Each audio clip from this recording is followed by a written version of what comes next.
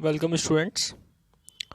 इस सेशन में हम बात करेंगे इकोनॉमिक्स के थ्योरी ऑफ डिमांड के part 10 exception to the law of demand. Law of demand के क्या क्या एक्सेप्शंस है, क्या क्या इसके अपवाद है, उसके बारे में हम डिस्कस करेंगे। So to know about the exception of law of demand, सबसे पहले हमें ये जानना पड़ेगा कि डिमांड कर्व क्या होता है और लॉ ऑफ डिमांड क्या होता है। जो प्रीवियस वीडियो में मैं बता चुका हूँ आपको। लॉ ऑफ डिमांड रिलेशन बताता है किनके बीच में। लॉ ऑफ डिमांड रिलेशन बताता है हमारे डिमांड कर्व के बीच में और प्राइस के बीच में, क्वांटिटी और प्राइस के बीच में। जैसे जैसे क्वांटिटी इंक्रीज होती है, प्राइस जब डिक्रीज रहती है, और क्वांटिटी जब डिक्रीज होती है यानी कि प्राइस जब इंक्रीज रहती है। इनके बारे में इनवर्स रिलेशनशिप शो करता है लॉ ऑफ डिमांड। अब इसके इसी वीडियो में हम पढ़ेंगे exceptions to the law of demand. Exceptions to the law of demand में दो तरीके के एक्सेप्शंस मेनली है, बाकी अदर तरीके के एक्सेप्शंस है। फर्स्ट है एक्सेप्शन हमारा गिवन गुड्स, सेकंड है prestigious goods, third possibility of future changes in price, fourth ignorance of consumer and wrong belief, and fifth demand for things which are necessity of life. ये 5 तरीके के हम पढ़ेंगे जिसमें exception बताया गया लॉ ऑफ डिमांड का। तो सबसे पहले हम बात करेंगे गिवन गुड्स की। गिवन गुड्स कौन से होते हैं, ये सबसे बड़ा एक्सेप्शन है लॉ ऑफ डिमांड का। इसमें गिवन गुड्स के बारे में बताया गया है एक स्पेशल कैटेगरी के गुड्स जिनकी जो डिमांड होती है in decrease along with the fall in price. अब यहाँ पे लॉ ऑफ डिमांड नहीं लग रहा, क्यों? क्योंकि डिमांड डिक्रीज हो रही है और प्राइस भी गिर रही है, और जब प्राइस बढ़ेगी तो डिमांड भी अपने आप बढ़ जाएगी। फॉर एग्जाम्पल, जैसे अनाज हो गया, ग्रेन हो गया, कॉटन क्लोथ हो गया, है ना। ये सारी चीज़ें जो होती है इनकी जो डिमांड है तभी बढ़ती है जब इनकी थोड़ी वैल्यू इंक्रीज हो, और अगर इनकी वैल्यू डिक्रीज रहती है तो यहाँ पे इनकी प्राइस भी गिरी होती है और इनकी डिमांड भी यहाँ पे बढ़ जाती है।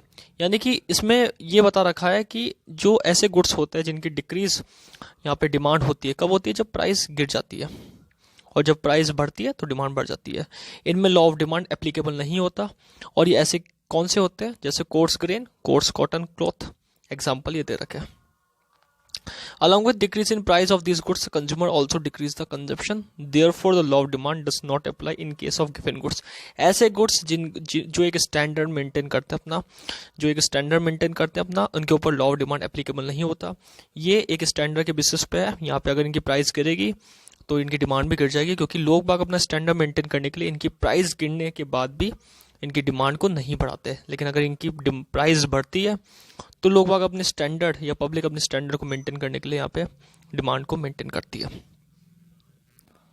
इसके बाद हम बात करेंगे यहाँ पे प्रेस्टिजियस गुड्स की। ये ऐसे गुड्स होते हैं these are demanded because of their high price, for example diamond, ornaments etcetera. इनकी जो डिमांड होती है वो यहाँ पे हाई प्राइस पे ही बढ़ती है। ये भी प्रेस्टिजियस गुड्स होते हैं, लग्जरी गुड्स जिन्हें हम कहते हैं। फॉर एग्जांपल डायमंड, ऑर्नामेंट्स, हमेशा प्राइस हाई रहती है, लेकिन डिमांड भी तभी बढ़ती है तो और प्राइस हाई, स्टैंडर्ड शो करने के लिए इसमें भी यही बात का ध्यान रखा गया। लेकिन ये बेसिकली रिचनेस को शो करता है। जो लग्जरी गुड्स होते हैं उनके ऊपर ही ये जो एक्सेप्शन है एप्लीकेबल होता है। बाकी जो प्रीवियस हमने पढ़ा गिवन गुड्स, वो नॉर्मल गुड्स के लिए एप्लीकेबल होता है। उसमें भी कई एक्सेप्टेड नॉर्मल गुड्स है जो उनकी डिमांड गिरती है जब प्राइस गिरती है, और डिमांड बढ़ती है तब प्राइस बढ़ती है, लेकिन इसमें हाई प्राइस में डिमांड रहेगी।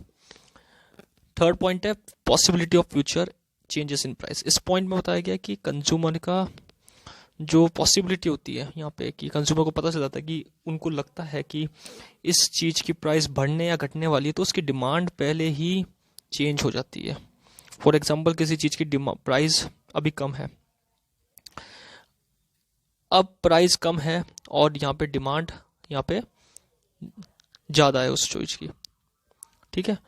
अगर उनको पता है कि प्राइस बढ़ने वाली है इस चीज़ की, तो यहाँ पे वो डिमांड को और बढ़ा देंगे। पॉसिबिलिटी रहती है यहाँ पे, है ना। प्राइस किसी चीज़ की घटने वाली है तो डिमांड को अपने आप कम कर देंगे। तो पॉसिबिलिटी रहती है यहाँ पे कि किस चीज़ की प्राइस बढ़ने और घटने वाली है। अगर उनको पॉसिबिलिटी यहाँ पे पता रहता है पब्लिक को कि पॉसिबिलिटी है इस प्रोडक्ट की, इस कमोडिटी की, तो वो उस चीज़ की डिमांड को बढ़ाते या घटाते हैं। इस चीज़ के ऊपर लॉ ऑफ डिमांड नहीं लगता। कंज्यूमर का ignorance, 4 point, consumer ignorance of consumer wrong belief. कई चीज़ों के ऊपर कंज्यूमर इग्नोर करता है उस चीज़ को, या फिर कंज्यूमर को ये रहता है कि ये प्रोडक्ट की क्वालिटी नहीं है, तो उसकी चीज़ आप कितनी भी घटा दो तो उसकी डिमांड तब भी नहीं बढ़ेगी। चाहे आप उसकी प्राइस बढ़ा दो तो भी डिमांड नहीं बढ़ेगी, ना बढ़ेगी ना घटेगी डिमांड। एक पॉइंट पे फिक्स रहेगी डिमांड, क्योंकि यहाँ पे कंज्यूमर का इग्नोरेंस है। चाहे उसके आप प्राइस इंक्रीज करो या डिक्रीज करो, उसके ऊपर कोई फर्क नहीं पड़ता, और ये लॉ ऑफ डिमांड के ऊपर एप्लीकेबल नहीं होता। 5th पॉइंट बता कर, demand for things which are necessities of life.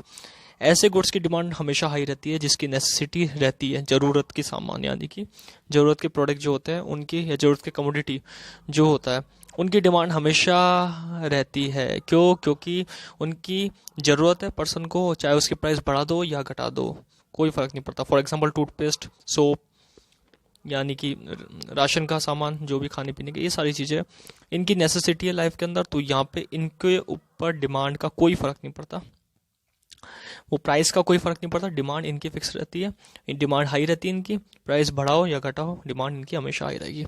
तो इस वीडियो में हमने यहाँ पे exceptions to the law of demand के बारे में डिस्कस करा है। Thank you.